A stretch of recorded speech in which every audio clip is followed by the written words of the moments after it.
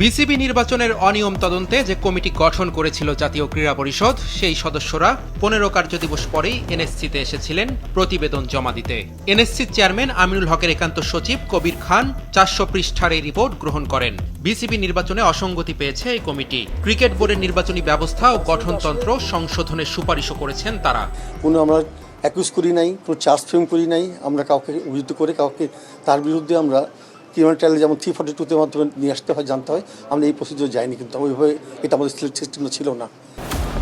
তদন্ত কমিটির প্রতিবেদন নিয়ে যুব ও ক্রীড়া মন্ত্রণালয় কাজ করছে বলে জানিয়েছেন প্রতিমন্ত্রী। তাৎক্ষণিকভাবে এখানে আন্তঃমন্ত্রণালয়ের একটি মিটিং ডেকেছিলাম আমি, এবং সেই মিটিংয়ে আমরা আলাপ আলোচনা করেছি এবং আমরা আমাদের যে আইসিসি রয়েছে সেই আইসিসিকে তদন্ত রিপোর্টটি অবগত করার পরে আমরা পরবর্তী সিদ্ধান্ত গ্রহণ করব।